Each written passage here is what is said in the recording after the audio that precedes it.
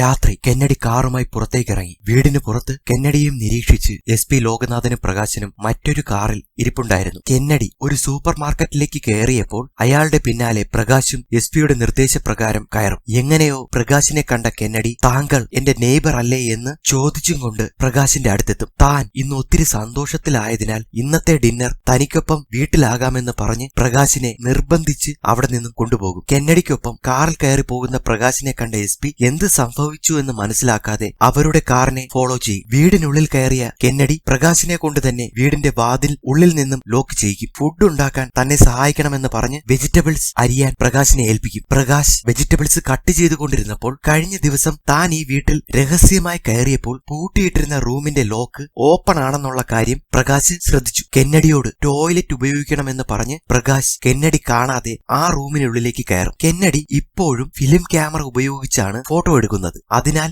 ആ film expose ചെയ്യാനുള്ള റൂമായിരുന്നു അത്. എന്നാൽ പ്രകാശ് ചുറ്റും നോക്കിയപ്പോൾ ചുവരിൽ ഒരു കൂട്ടം കല്ലറകളുടെ ഫോട്ടോ ഫ്രെയിം ചെയ്തു വെച്ചിരിക്കുന്നത് ശ്രദ്ധിച്ചു. ആ ഫോട്ടോയ്ക്ക് താഴെ സ്ഥിരം കത്തിക്കുന്ന രീതിക്ക് 2 വലിയ മെഴുകുതിരികളും ക്രൈസ്റ്റിന്റെ ഒരു കുഞ്ഞു രൂപവും കണ്ടു. ആ ഫ്രെയിം ചെയ്ത ഫോട്ടോ ശ്രദ്ധിച്ചു നോക്കിയപ്പോൾ സൈഡിൽ മറ്റൊരു കുഞ്ഞു ഫോട്ടോ ഇരിക്കുന്നത് പ്രകാശ് കണ്ടു. അത് പുറത്തെടുത്ത് പരിശോധിച്ചപ്പോൾ 1979 കൊല്ലപ്പെട്ട നീമ മാത്യു എന്ന ലേഡിയുടെ ഫോട്ടോ ആയിരുന്നു അത്. പ്രകാശ് ആ ഫോട്ടോ നോക്കി നിൽക്കുമ്പോൾ കെന്നഡി പെട്ടെന്ന് അങ്ങോട്ടേക്ക് കയറി വരും. അപ്പോൾ തന്നെ ആരോ കോളിംഗ് ബെൽ അടിക്കും. താൻ പോലീസാണെന്ന് പ്രകാശ് പറഞ്ഞപ്പോൾ പ്രഷർ പോയിന്റ് അറ്റാക്കിലൂടെ കെന്നഡി പ്രകാശിനെ വീഴ്ത്തി ആ റൂമിൽ തന്നെ കൈയും വായുമെല്ലാം കെട്ടിവെച്ച ശേഷം പുറത്തേക്കിറങ്ങി വാതിൽ തുറക്കും. SP ലോകനാഥനായിരുന്നു അത്.